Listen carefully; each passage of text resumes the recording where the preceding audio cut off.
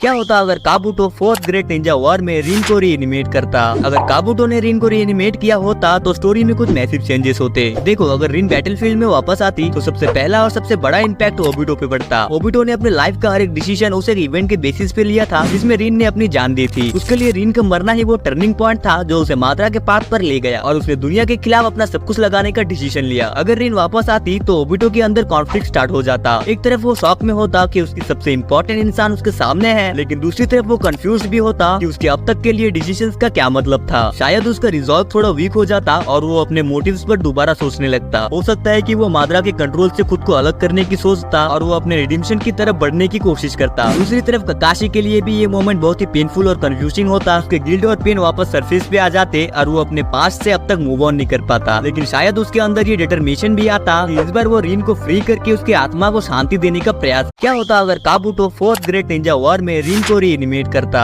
अगर काबूटो ने रिन को रीएनिमेट किया होता तो स्टोरी में कुछ मैसिव चेंजेस होते। देखो, अगर रिन बैटलफील्ड में वापस आती तो सबसे पहला और सबसे बड़ा इम्पैक्ट ओबिटो पे पड़ता। ओबिटो ने अपने लाइफ का हर एक डिसीजन उस एक इवेंट के बेसिस पे लिया था जिसमें रिन ने अपनी जान दी थी। उसके लिए रिन का मरना ही वो टर्निंग पॉइंट था जो उसे मात्रा के पाथ पर ले गया और उसने दुनिया के खिलाफ अपना सब कुछ लगाने का डिसीजन लिया। अगर रिन वापस आती तो ओबिटो के अंदर कॉन्फ्लिक्ट स्टार्ट हो जाता। एक तरफ वो शॉक में होता कि उसकी सबसे इम्पोर्टेंट इंसान उसके सामने है, लेकिन दूसरी तरफ वो कंफ्यूज भी होता कि उसके अब तक के लिए डिसीजंस का क्या मतलब था। शायद उसका रिजॉल्व थोड़ा वीक हो जाता और वो अपने मोटिव्स पर दोबारा सोचने लगता। हो सकता है कि वो माद्रा के कंट्रोल से खुद को अलग करने की सोचता और वो अपने रिडिम्पशन की तरफ बढ़ने की कोशिश करता। दूसरी तरफ ककाशी के लिए भी ये मोमेंट बहुत ही पेनफुल और कंफ्यूजिंग होता। उसके गिल्ट और पेन वापस सरफेस पे आ जाते और वो अपने पास्ट से अब तक मूव ऑन नहीं कर पाता। लेकिन शायद उसके अंदर ये डिटरमिनेशन भी आता कि इस बार वो रिन को फ्री करके उसकी आत्मा को शांति देने का प्रयास।